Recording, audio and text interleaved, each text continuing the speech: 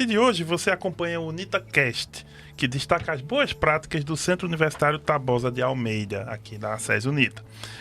Olha, eu sou o Marco Aurélio Freire, né, e eu sou professor do curso de Direito Docente, né, há alguns anos. Estarei conduzindo esse podcast e para auxiliar nessa conversa, né, sobre as contribuições da SES Unita na transformação da sociedade, vamos destacar o Escritório de Práticas Jurídicas, o famoso EPJ.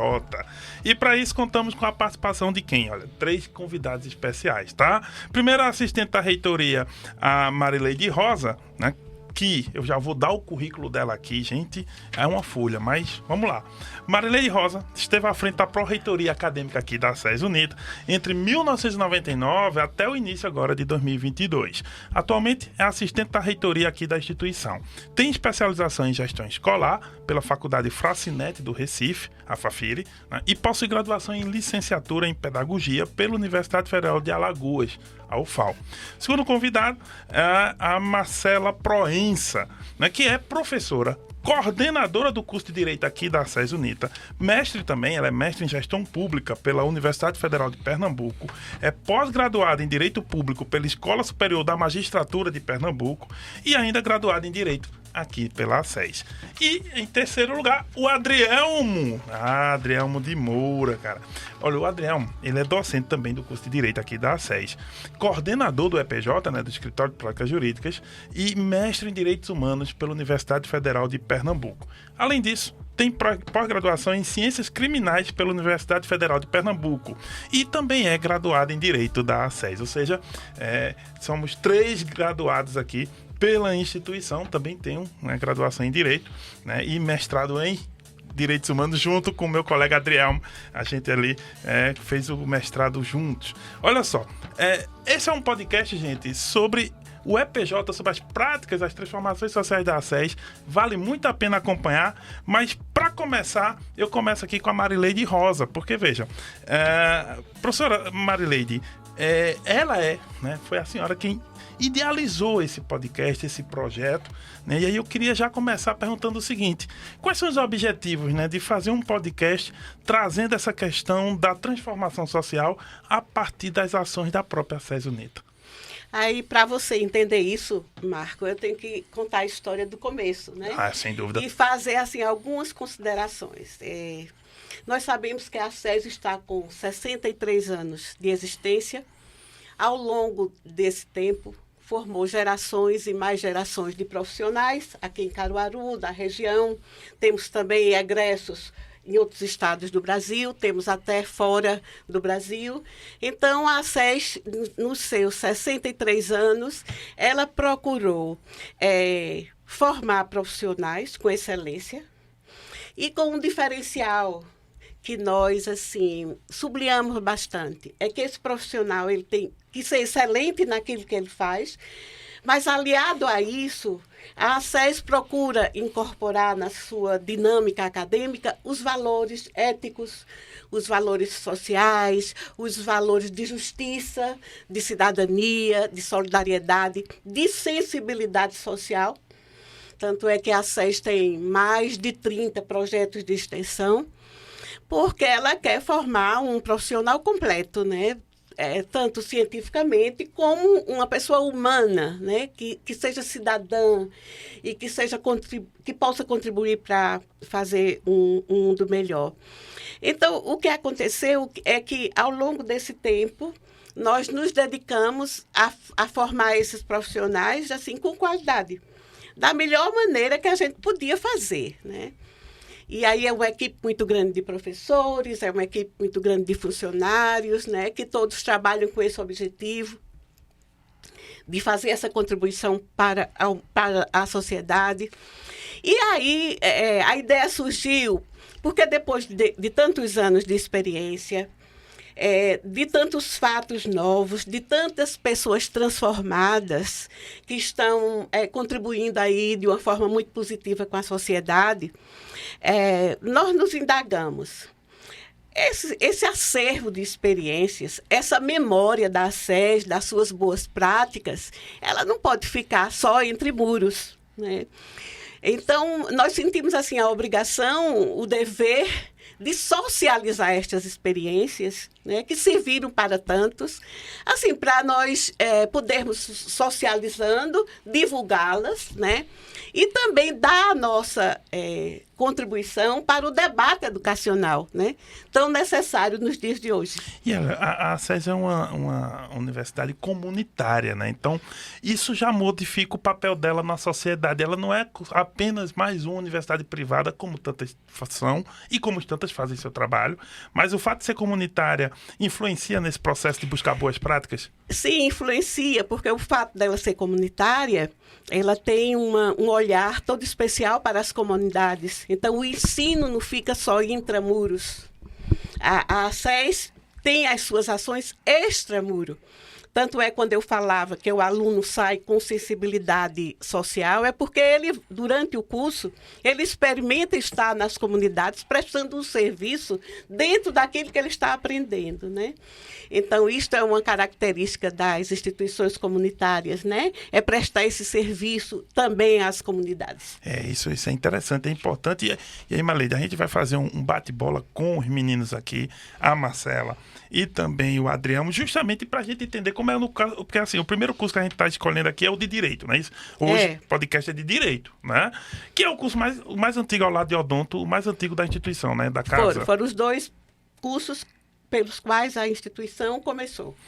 Ali, o curso 63... de Direito, né, e o curso de Odontologia. Foram os dois cursos que iniciaram. 63 anos atrás, não é isso? 63 anos. Olha, primeira coisa, a Marcela é a coordenadora do curso. Do curso de Direito. Não é isso aí? É mulher, jovem, e ainda assim carrega aqui, Marcela, de certo modo tem um peso, sabe? De um curso mais antigo do interior do Norte e Nordeste, né? Curso de Direito mais antigo do interior do Norte e Nordeste, uma faculdade que foi pioneira, que é pioneira ainda em vários aspectos, e aí você coordena esse curso, e esse curso se insere nessa questão das boas práticas, né? Então, eu queria ter o depoimento mesmo, tua fala, seguinte, você está nessa cadeira hoje, né? Uma cadeira importante e ao mesmo tempo olhando o futuro, quer dizer, uma cadeira que tem um peso do passado, e tomando decisões que têm a perspectiva para o futuro. Como é que é isso? Bom, antes de mais nada, dizer que é um prazer imenso, né, estar aqui nesse bate-papo com pessoas tão queridas como vocês. Quando Marileide teve essa ideia, eu, de pronto, disse que era uma excelente ideia, que, de fato, a gente precisaria, sim, compartilhar as nossas boas práticas com outras pessoas e até mesmo com a comunidade interna. E surgiu a ideia de convidar, a princípio, alguns egressos, alguns alunos. Só que eu estava dizendo, né? Nós estamos aqui com os egressos, porque eu, Adrielmo e Marco Aurélio somos egressos, somos filhos da casa. E quando vocês estavam falando aí da SES, da história da SES UNITA, desses 63 anos, dessa missão social que tem a SES UNITA, me passou um filme na cabeça. Lembrando de quando eu entrei aqui na SES pela primeira vez, de quanta expectativa eu carregava, né, por ser uma instituição já tão tradicional. E eu costumo dizer que nem nos meus melhores sonhos eu imaginava que um dia eu estaria, né, coordenando um dos cursos mais antigos aqui da nossa região. Então, de fato, eu me sinto muito, muito honrada, muito feliz de estar hoje, né, nessa posição, obviamente cercada e apoiada por profissionais de altíssima qualidade e que eu admiro demais e que torna possível a realização de todas essas ações. Eu acho que a forma como o curso de Direito ele contribui para essas boas práticas é como a gente consegue alinhar muito bem os 3 pilares da educação, que é o ensino, a pesquisa e a extensão. Eu acho que esse o grande segredo, assim, é você encontrar esse equilíbrio entre esses 3 pilares. Porque quando a gente para, né, e vai se debruçar para analisar tudo isso, a gente vê que tudo está interligado e tudo dentro de uma instituição comunitária como a SES UNITA, ela vai chegar à comunidade. Ela vai, a função principal vai ser cumprir essa missão.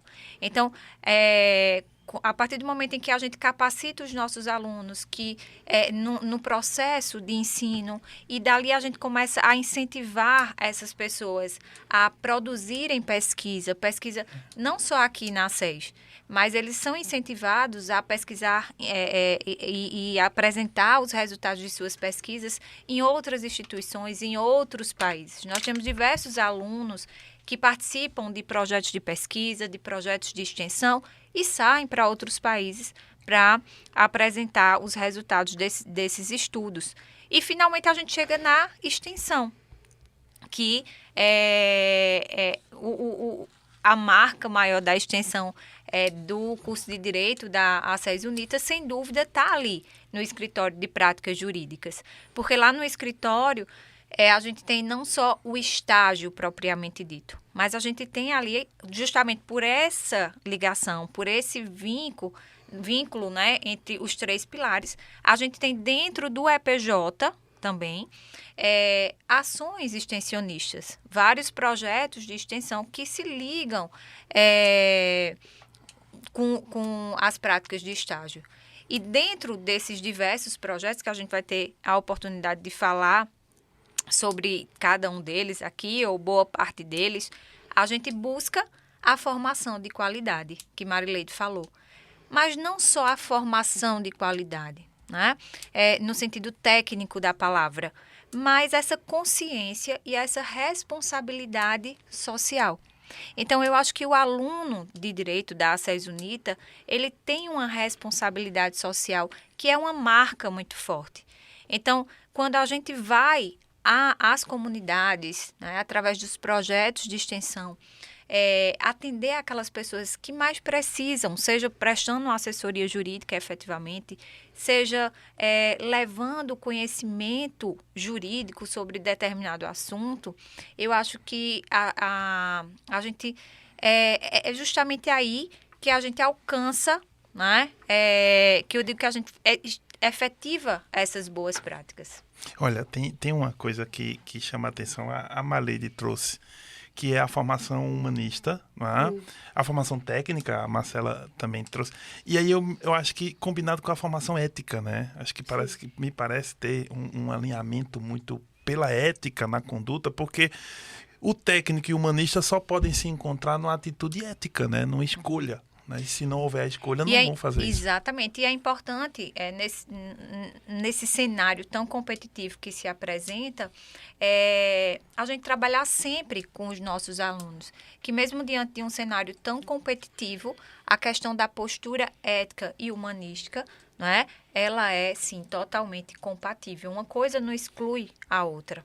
Isso é verdade. E até, Marcos, eu faço uma consideração, que para nós aqui, né, o profissional ele pode ser excelente no seu domínio das técnicas, da ciência. Agora, se ele não tiver ética nas suas ações, é lastimável, né, porque fica alguma coisa monstruosa.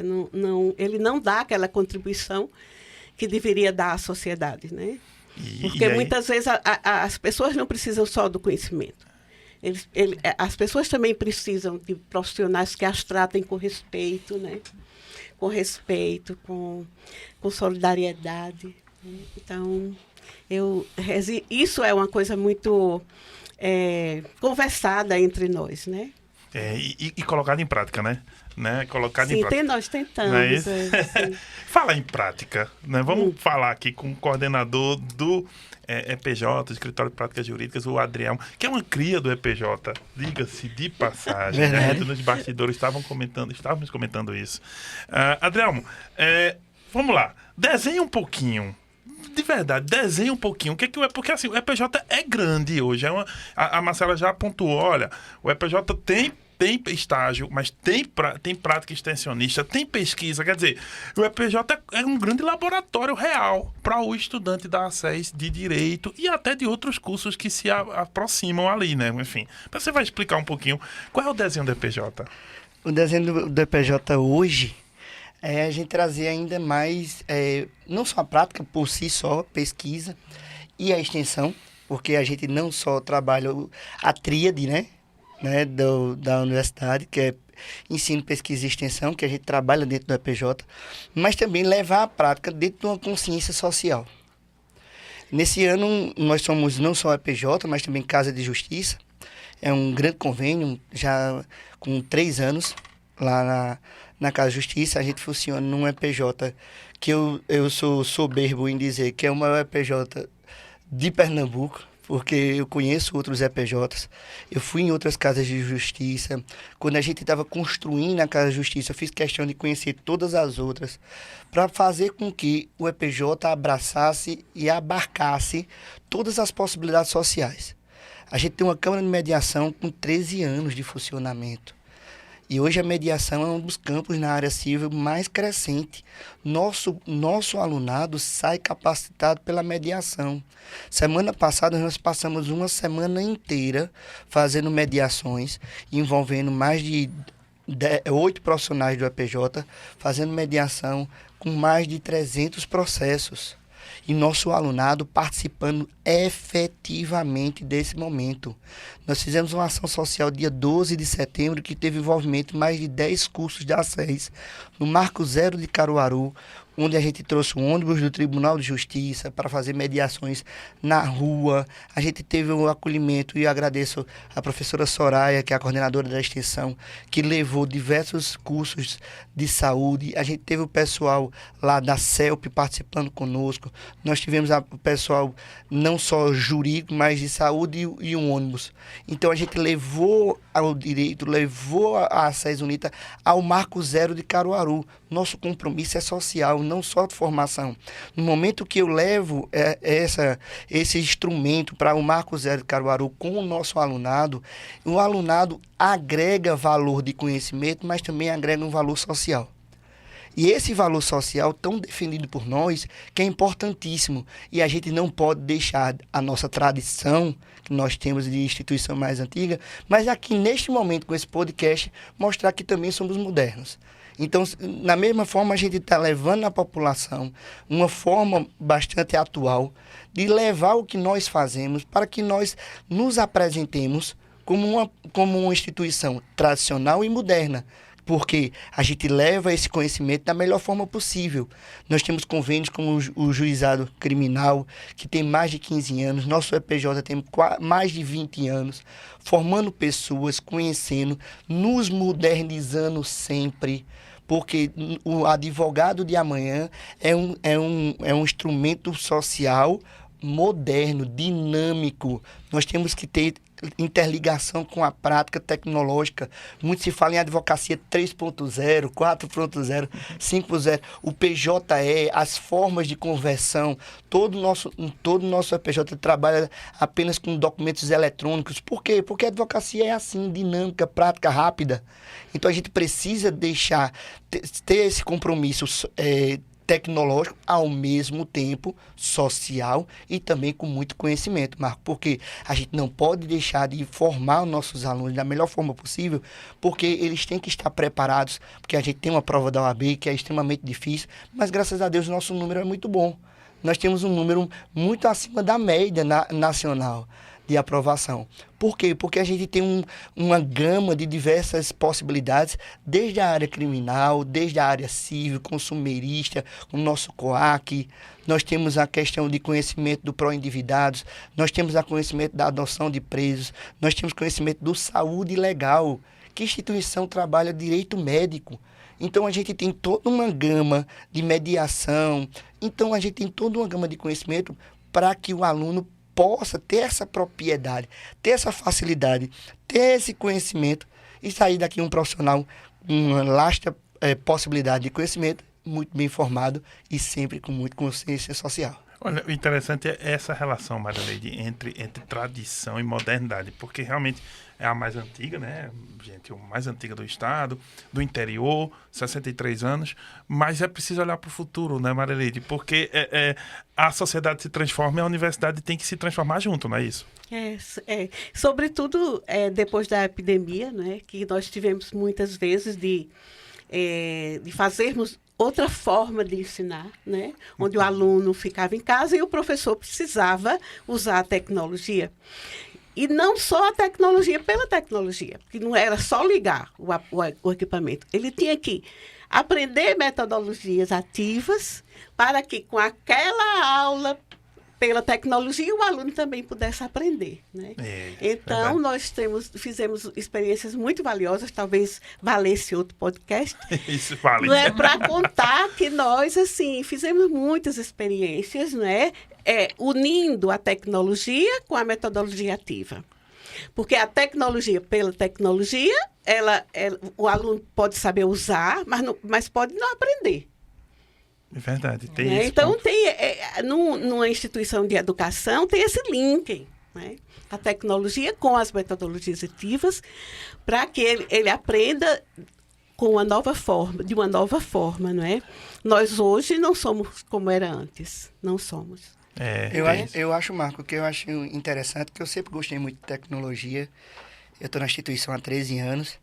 E muitas vezes, né, você que está aqui, Marcela, que a gente tem mais ou menos a mesma época, todo mundo entrou aqui na instituição e todo mundo diz, Adriel é blogueiro, Adriel... Mas hoje, mais do que nunca, ser atual, ser moderno, eu acho que o ato de ensinar permanece importantíssimo com conhecimento, conteúdo. Só que no momento que a gente está dando aula, o aluno está com o celular na mão, e a gente precisa ser atual e moderno. Então, todo semestre eu tenho que atualizar, trabalhar conteúdos e saber usar a tecnologia como meio para o processo de ensinagem. Ele não pode ser fim. Eu acho que o meio, a tecnologia é necessária porque você faz diversas maneiras de que o aluno participe através de tecnologias, através do Moodle, através de dinâmicas e tal. Essas dinâmicas são necessárias. Eu acho que hoje o profissional de educação, ele tem que saber conhecer a tecnologia, saber usar a tecnologia para se aproximar. Porque hoje a gente trabalha uma geração de jovens, na minha época, na de Marcela e a de Marco, era muito comum a sala ser dividida entre pessoas mais velhas e pessoas mais novas. Hoje a nossa sala ela é constituída de 90% a 95% de alunos que têm 20 anos. Então, ela é uma geração bem mais nova que já nasceu no mundo tecnológico. Então, eles já nasceram com a utilização de WhatsApp, Instagram, Twitter, tudo isso de uma maneira... Para eles, aquilo é um braço, é uma coisa natural.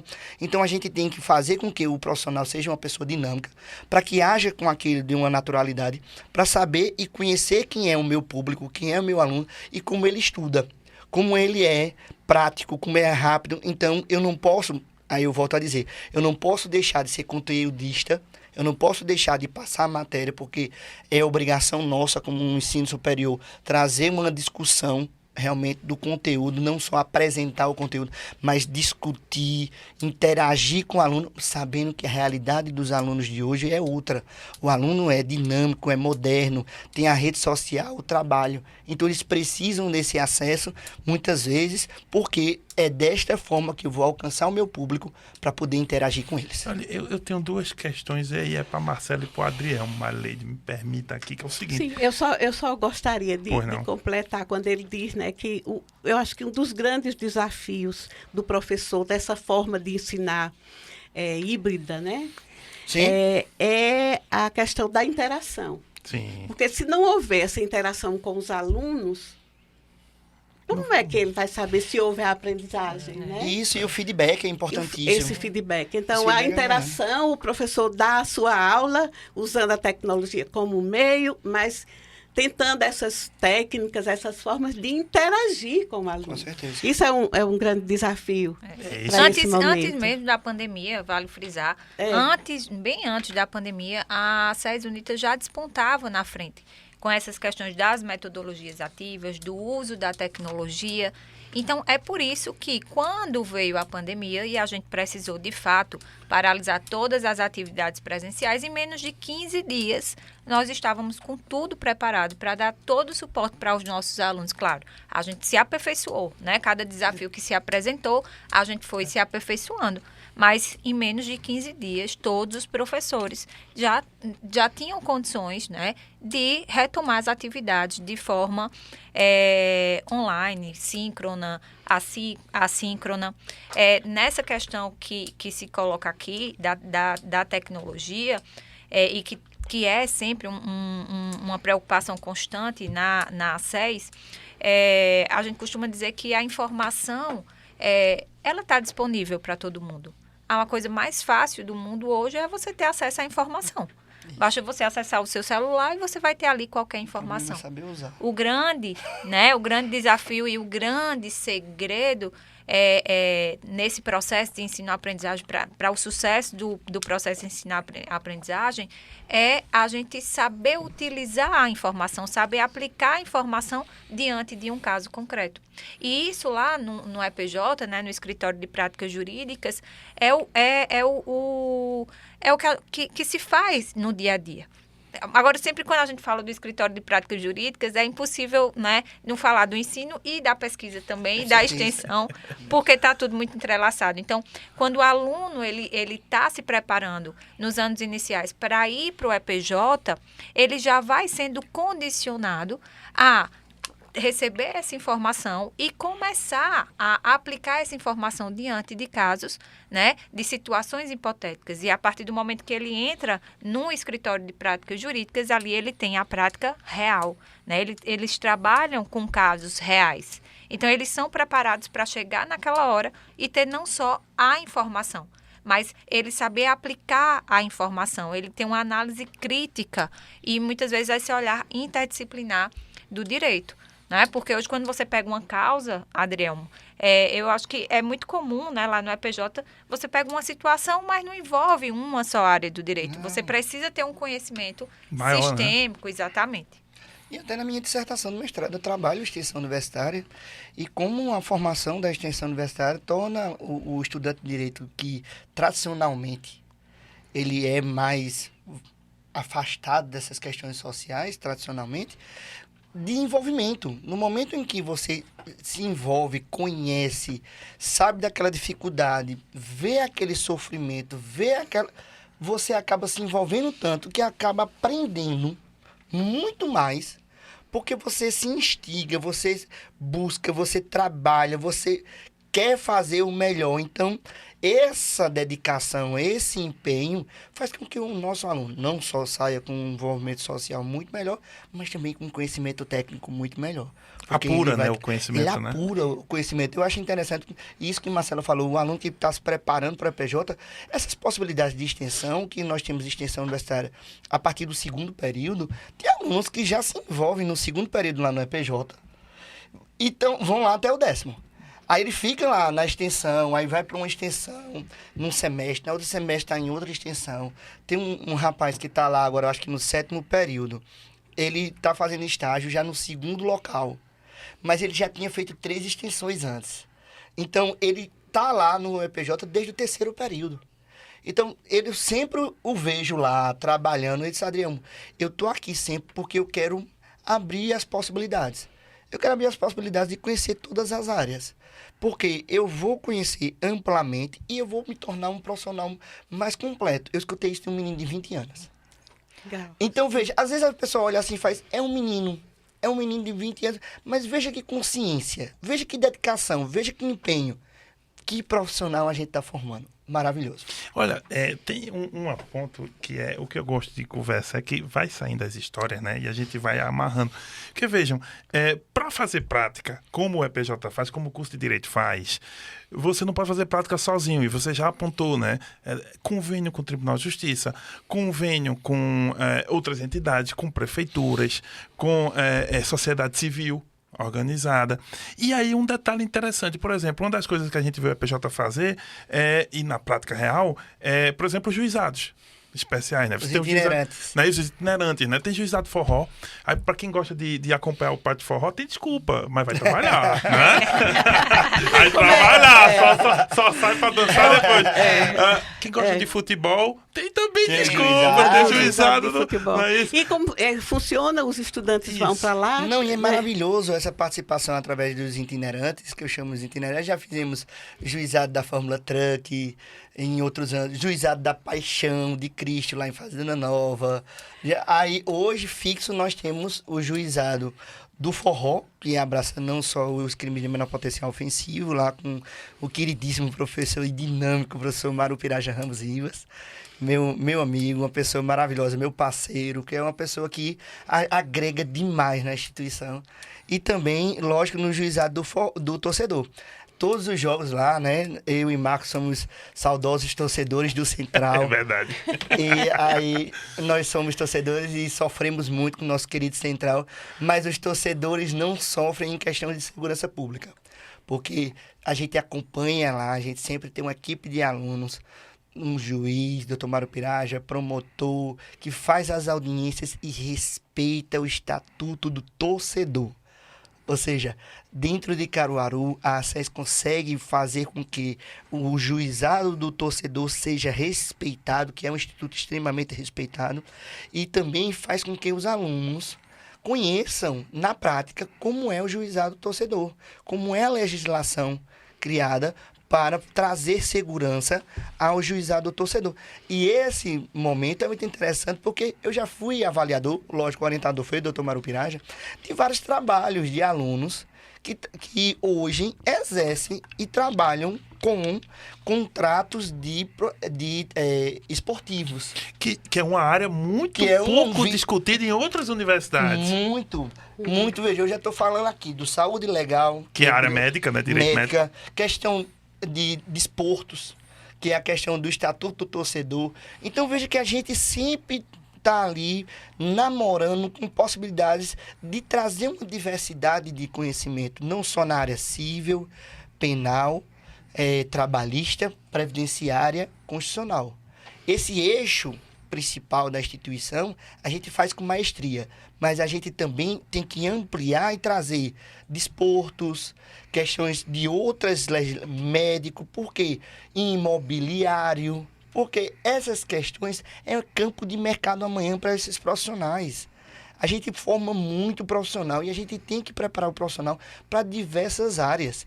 Veja como é importante a gente fazer isso no juizado do forró, conhecer como é a atuação direta de um profissional numa questão de imediatismo. Porque o caso acontece ali, o rapaz é detido, vai para a delegacia, acompanha-se da delegacia, o promotor já faz, encaminha para o juiz, faz a audiência e já sai a sentença.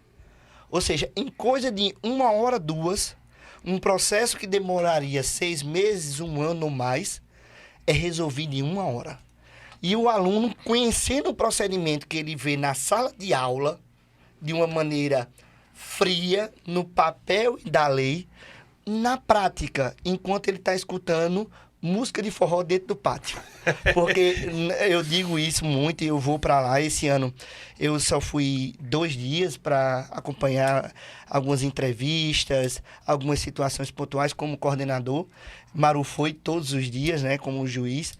E eu digo sempre aos profissionais que vão para lá, os advogados, você está aqui para orientar. Hoje é seu dia de trabalho. E os alunos que estão aqui são muito comprometidos. Eu acho interessante como eles vestem a camisa. Eles falam, professor, o outro dia eu vou curtir o pátio, mas hoje eu estou aqui como estudante da ACES. Eu dei uma entrevista a um blog daqui de Caruaru, e ao vivo, a gente conversando e tal, eu falando sobre o juizado do forró, e perguntaram, olha, eu quero me inscrever nesse juizado do forró.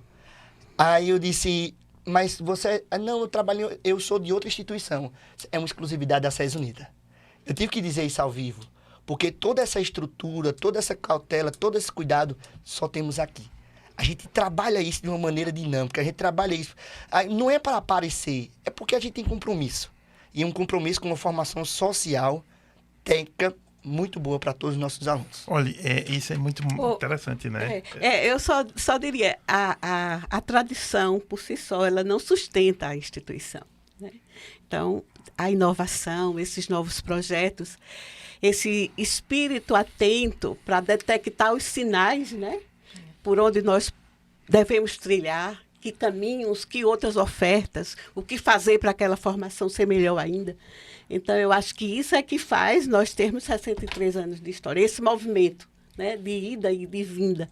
Ou seja, tá viva a universidade, né? Está viva. Tá sim. viva, né? E é bonito, né? Você vê tantas coisas bonitas. Pois é, essa história do forró, porque eu vou pro estádio do Central e sempre estava por lá, o Adriano estava lá também, como torcedor, mas na verdade como coordenador do juizado, ali junto com o Maru. E aí é interessante que os alunos ficavam lá assistindo, né? E os alunos eles assistem o jogo, eles acompanham, mas eles sempre atentos às situações da segurança pública. Eu não, né?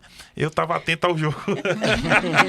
Então eu ficava lá, os alunos, professor, o senhor por aqui? Eu digo, vocês trouxeram a sala de aula para cá, né? Mas a gente tá aqui acompanhando o jogo.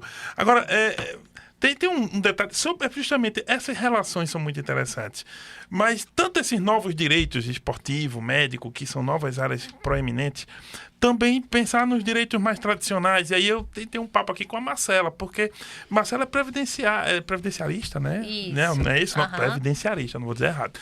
Previdenciarista, e é uma área que é fundamental, porque é uma área social. Tá? Porém muito técnica também. E ela desenvolve aí um dos projetos, né, que está junto ao EPJ, né? E como fazer os alunos trabalharem com uma área dessa, Marcela? Porque é uma área que, vou ter que lidar com gente idosa, e os meninos têm 20 anos, 22 anos, né? Como o Adriano já destacou, em média. Nesse sentido, como é que é esse trabalho? Bom, como o Adriano falou, é uma característica muito forte dos nossos estudantes, esse comprometimento em tudo que eles fazem. Então, quinta-feira da semana passada, eu fui com um grupo de estudantes para a zona rural, para o sítio Cachoeira Seca. Por quê? Porque lá, mais uma das parcerias que a gente faz é uma parceria com a Secretaria da Mulher aqui de Caruaru, e a gente está levando o conhecimento previdenciário para a zona rural. Então, é difícil para essas pessoas da zona rural se locomoverem até a cidade, por várias questões. É de transporte, muitas vezes questões financeiras, questões de mobilidade, porque a gente trabalha com um público muito idoso. E a gente vê esse comprometimento, esse respeito dos alunos. Então, a gente se prepara antes de ir para as comunidades, a gente estuda os principais temas. Como a gente vai para uma comunidade rural, a demanda principal que a gente vai encontrar lá seria o benefício assistencial de prestação continuada da Lei Orgânica da Assistência Social ou a aposentadoria do segurado especial dos trabalhadores rurais. E a gente vai atuar justamente nessa conscientização. A gente nem judicializa, a gente não faz a parte da judicialização, é mais a parte da conscientização. E nesse campo, está sendo bem interessante essa experiência na zona rural.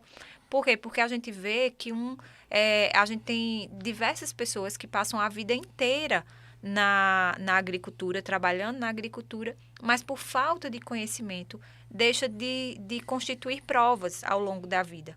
E quando chega a idade, quando tem o tempo de trabalho e vão requerer os seus benefícios previdenciários junto à Previdência Social, eles são, muitas vezes têm o direito negado porque não tem as provas suficientes para apresentar no momento do requerimento. Então, esse trabalho é um trabalho de conscientização, é um trabalho de educação previdenciária.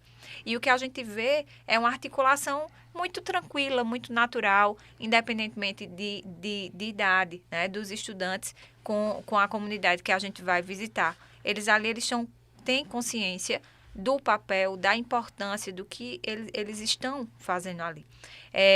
Da mesma forma, acontece o inverso, né? Num projeto de extensão Escola Legal, que aí vai para as escolas e você vai encontrar um público muito mais jovem. E, da mesma forma, existe é uma troca natural, né? É uma troca muito tranquila, é uma troca muito natural, muito respeitosa, de saberes. Eu digo que muitas vezes a gente vai levar informação, mas o aluno da gente sai com muito aprendizado. Muito aprendizado, porque uma coisa é você estudar o que tem no livro, né? Você pegar ali um livro, pega uma decisão, outra coisa é você ir num local, é conhecer a realidade das pessoas, é saber quais são os problemas reais, o que é que ele vai encontrar. E outra questão que eu gostaria de pontuar quando a gente foi atualizar o nosso PPC, né, o projeto pedagógico do curso, a gente discutindo a questão do perfil do nosso egresso, a gente falou muito nas vocações individuais. Não dá para a gente formar todo mundo da mesma maneira. Claro, a gente tem um núcleo duro, né, de disciplinas, de conhecimentos, que tem que passar de maneira uniforme para todo mundo. Mas nem tudo você vai tratar todo mundo, né, com o mesmo conhecimento, com as mesmas experiências. A gente precisa valorizar as vocações individuais, a gente precisa fomentar essas vocações individuais. Então, aqui, né, eu e a Adriel somos 2 exemplos.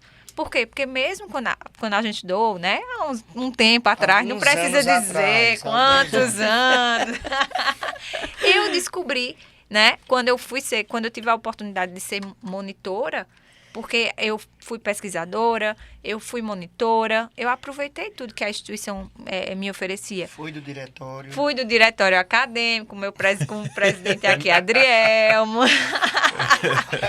E eu descobri que eu queria ser professora. Então, depois que eu tive aquela experiência da monitoria, fui até na disciplina de Agnello, Saudoso Agnello, que não está mais conosco, mas que a gente sempre lembra dele com muito, muito, muito carinho.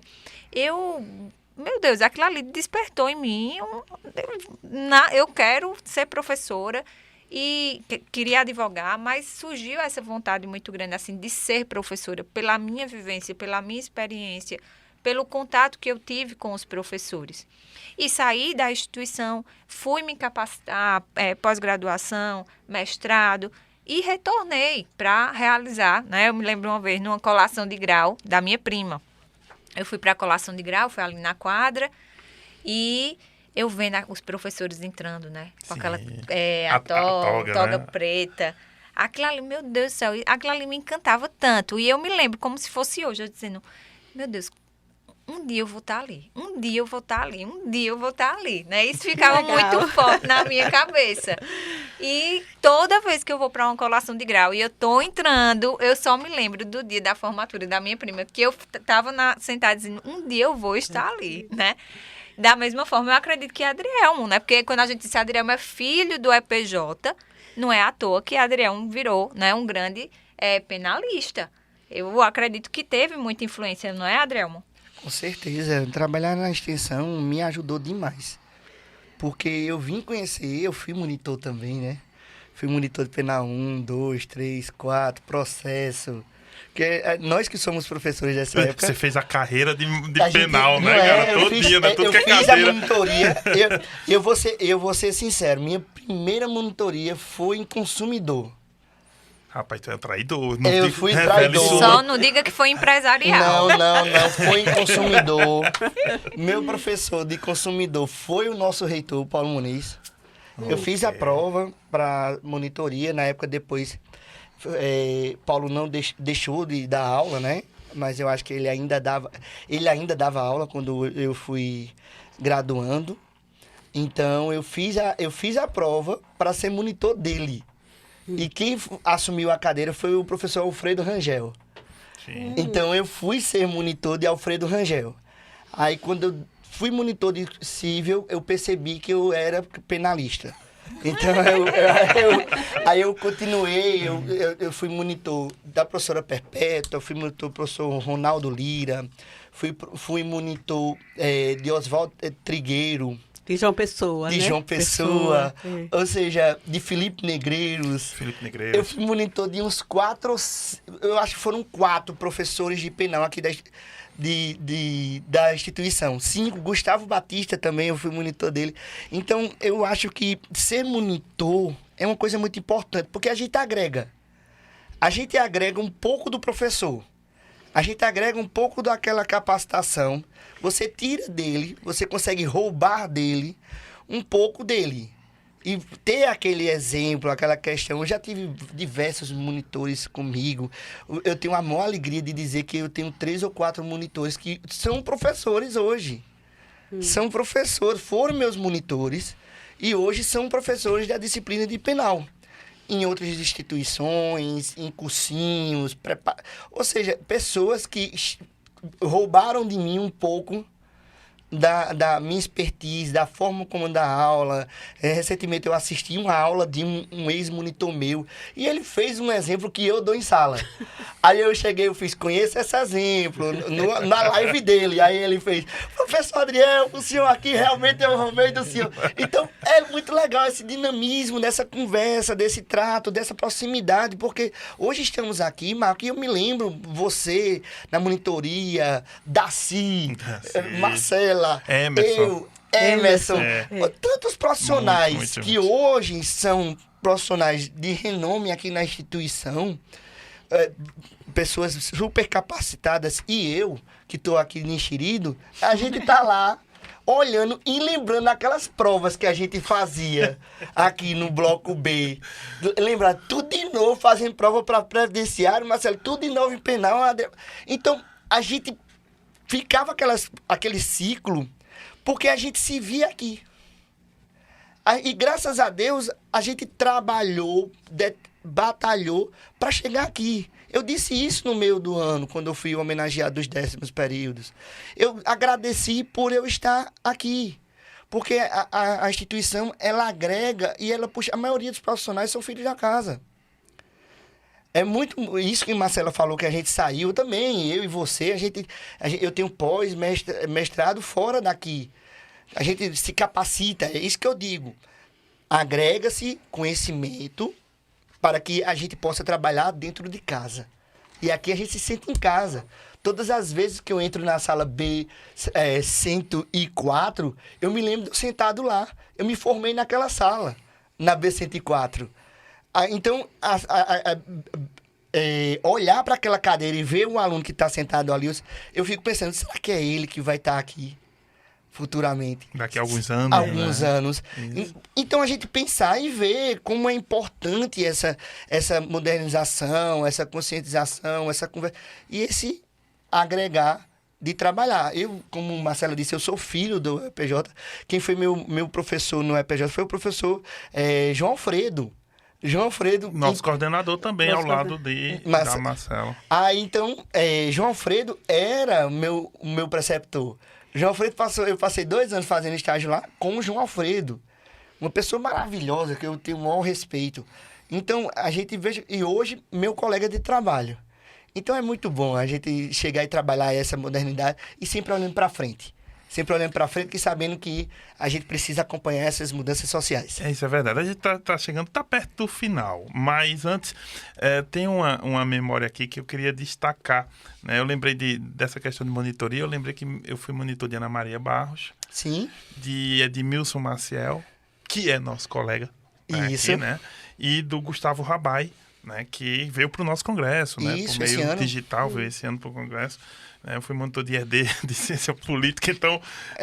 Não me surpreende muito, não. Fiquei nessa, né? Mas uma coisa que a gente vê, que me lembrei de uma coisa que a gente faz... A pandemia deu uma paralisada, mas era um compromisso da faculdade muito interessante. Tem o EPJ e tem várias práticas subjacentes junto disso. Por exemplo, as visitas técnicas, né? Com certeza. Né? Visitas técnicas que a universidade começou a fazer junto a ambientes locais, né? Por exemplo, já levei gente ali na Secretaria de Direitos Humanos, quando a professora Perpétua era... Né? Exato. Visitas regionais ali em Recife, o próprio Edmilson levou o pessoal para o TRF, TRT e visitas até Brasília, por exemplo, né, que se fazia, né, fizemos em 2016, na época do impeachment, inclusive, né, 2017 e 2018. Né, e aí, claro, depois vem a pandemia, enfim, acho que esses são projetos que podem continuar. Fora como, por exemplo, projetos internacionais, como levarmos alunos para intercâmbios, né, os intercâmbios que a universidade tem, vocês podem ditar isso melhor, ou mesmo o concurso de júri simulado da Multicorte, lá em Washington, né, nos Estados Unidos. Por 4 anos a universidade foi, né? E outra, disputando competições desse nível. Então, a pergunta e aí, Marleide, fazer a pergunta para os meninos aqui, O aluno A6, ele tem uma gama, né, de opções, possibilidades e aí respeita tanto a formação básica geral como as várias diversidades que é possível encontrar. Porque o direito não é uma coisa só também, não é isso? Mas é muito pros dois. interessante isso. Veja, nós temos a nossa extensão mais antiga de direito é a adoção de presos. Eu sou filho desse grupo, né? A adoção foi criada em 2001. Eu entrei na adoção de presos em 2002. E desde então eu estou lá. Eu tenho uma experiência de ter terminado o curso de Direito com quase 50 júris. Eu, hoje, como profissional, eu tenho mais de 100. Vou fazer agora, semana que vem, eu faço outro júri pela adoção de presos. E oportunizar o aluno de estar no campo real, dos crimes que tem a maior responsabilidade para o advogado. Quando eu fui fazer nosso mestrado, após o que eu fiz em Recife, quando eu chegava e dizia, olha, tem um grupo de extensão em Caruaru que faz há quase 20 anos, naquela época, né, ali em 2015, quase 20 anos, júri reais. Eu disse, não, mano, tá brincando. Vocês botam estagiários para fazer júri real, crimes verdadeiros. Eu faço desde os 4º período. Imaginei isso agora. Eu fiz no 4º período. Imagina, eu não vou botar um aluno. Ontem eu tive uma reunião com um grupo de alunos para o júri da semana que vem, um júri extremamente complexo, com 3 possibilidades de tese, uma discussão muito grande, uma responsabilidade muito grande, que outra pessoa pode pegar 30 anos de cadeia. Ou pode sair de lá absolvido. Então veja que responsabilidade, que carga de compromisso a gente tem que ter. Então a gente tem que pensar que trabalhar, tranquilizar, olhar para um aluno no olho e dizer, você vai fazer. Você vai chegar, sair e olhar. E quando somos vítimas disso? Eu acho que há uns 5, 6 anos atrás, eu brincando com o Perpétua, que é a nossa coordenadora da adoção jurídica, e eu disse a Perpétua, olha a pauta. Aí tinha lá 50 júris de um semestre. Sabe quantos alunos, ex-alunos nossos, estavam ali na pauta fazendo júri? Mais da metade. Ou seja, hoje a gente tem uma dificuldade de conseguir um processo para fazer uma defesa aqui em Caruaru. Por quê? Porque nós criamos profissionais capacitados que fazem júri brilhantemente. A gente olha os profissionais mais requisitados para a júri de Caruaru e região são filhos da adoção de presos. São pessoas que se capacitaram e conheceram aqui dentro dessa casa. Então a gente pega e trabalha não só a adoção, mas questão social do envelhecer no cárcere, o pró-endividados, que trabalha com mediação de pessoas que têm débitos, seja junto a bancos, com PESA, CELP e outras empresas, seja o Saúde Legal com direito médico, seja o Escola Legal de mediação dentro das escolas, que eu recebi um ofício do IFPE.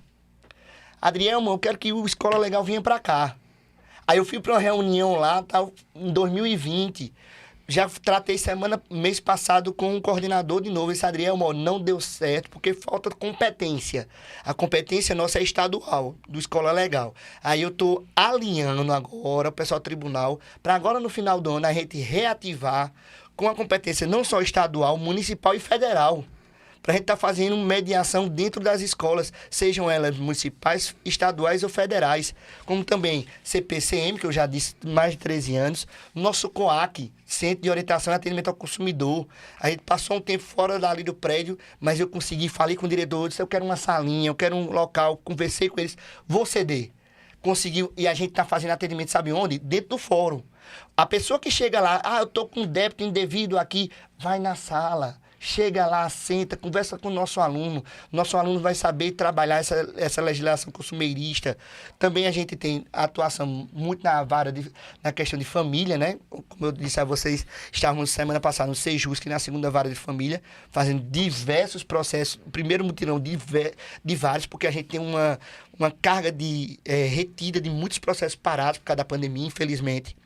Então, eu acho que eu até discuti a semana passada com a diretora, a chefe de secretaria, e que eu digo isso muito, que justiça tardia não é justiça, é injustiça.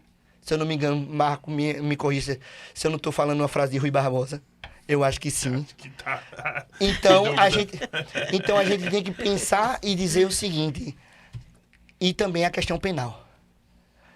Trazer essa sensibilidade. Semana passada eu tinha uma orientanda, na terça-feira, uma menina que começou a orientação falando sobre sistema prisional e ela... Eu senti o peso dela em falar. Aí ela faz um viés o quê? A mulher que amamenta no sistema prisional. E ela, grávida. Ela pede licença, passa 6 meses fora e volta. Essa Adriana, eu hoje, mãe, me compadeço dessa mulher que entrou no sistema prisional grávida ou tendo uma criança. Ela começou a entender que muitas vezes a mulher é levada ao crime por uma questão social, por uma falta de dinheiro, por uma pressão familiar do marido que foi preso e precisa de alguém para sustentar. Então, tudo isso a gente tem que pensar. Veja, semana passada a menina brilhantemente tirou 10. E ela disse, que coisa interessante. Eu cheguei cheio de estigmas do sistema prisional aqui e após ler, tomar propriedade, eu vi que realmente é diferente, Adriano, mas obrigado. Alcancei meu objetivo. Então, esse compromisso nosso é de formar um aluno melhor.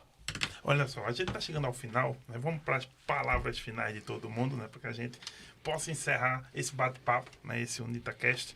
Eu começar aqui pelas damas, Adriano. Com certeza. Na verdade, começar com a Marileide. Marileide, muito obrigado por esse bate-papo de hoje com o curso de Direito.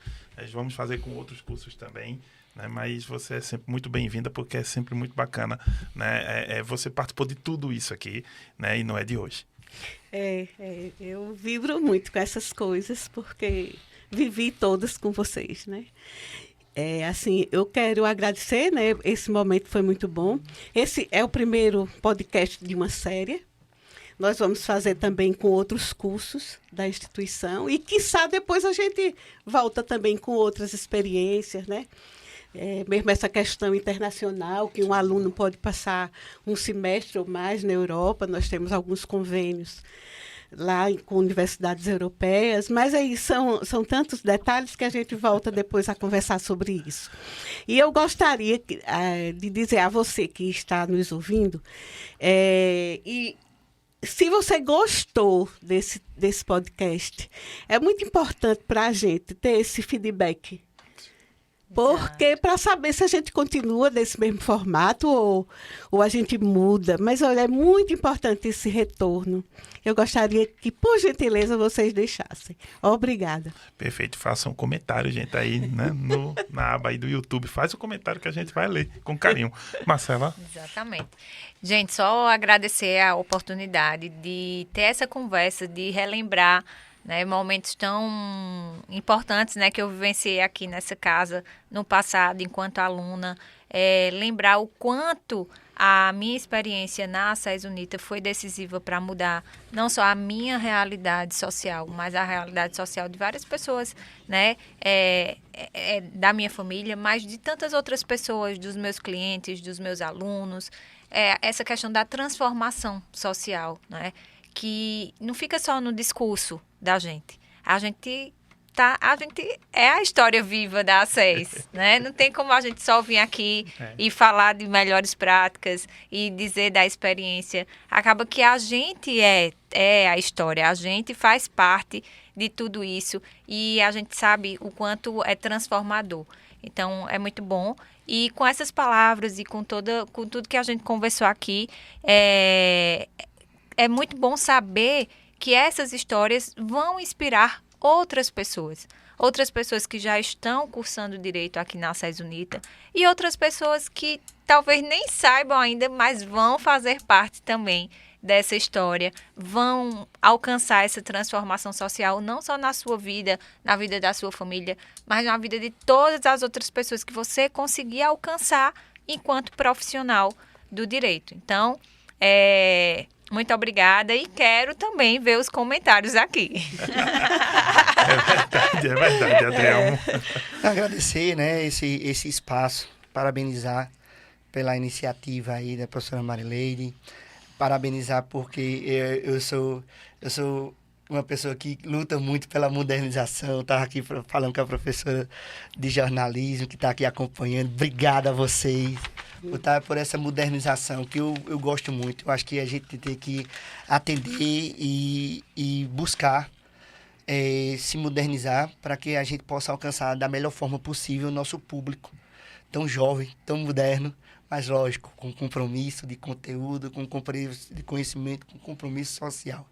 Então, obrigado a vocês, espero os comentários, espero que vocês gostem e comentar aí na aba do nosso YouTube para que a gente possa melhorar ainda mais. Em outros momentos, estou aqui aberto a novos convites para que a gente possa conversar e sempre estar melhorando a nossa instituição.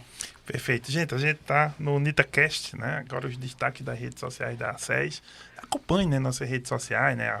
No Instagram, também no Facebook. A gente tem... Aliás, os cursos também têm seus Instagrams, então dá muito tranquilo para seguir, né? Nós temos o nosso canal do YouTube. Vale muito a pena você acompanhar tudo que ocorre na SES, né? Vocês vão encontrar um pedacinho da SES, né? Para quem às vezes não pode vir aqui ou quem não está acessando, não está num desses projetos de extensão, mas pode ter conhecimento da SES acompanhando as nossas redes sociais, tá certo? E olha, agradecemos essas participações de todos vocês aqui, a Marileide Rosa, a Marcela Proença, também o Adrielmo Moura, né? E aí eu sempre peço, olha, siga aqui o @SESUNITA, nossas plataformas de áudio e vídeo, e até o próximo NitaCast, tá? Nossa ficha técnica, né, que é dever do jornalista ler, né? Eu não sou jornalista, mas fiz às vezes, né? Olha só, o NitaCast, tá? É uma produção do Centro Universitário Tabosa de Almeida, a SESUNITA, a apresentação de Marco Aurélio Freire, os entrevistados de hoje, a Marileide Rosa, a Marcela Proença e o Adrielmo Moura, edição Rafael Torres, e é um podcast gravado no estúdio de radiojornalismo da SESUNITA. Olha, acompanhe esse podcast, deixe seus comentários e observe os próximos que vem mais novidade por aí. Tchau!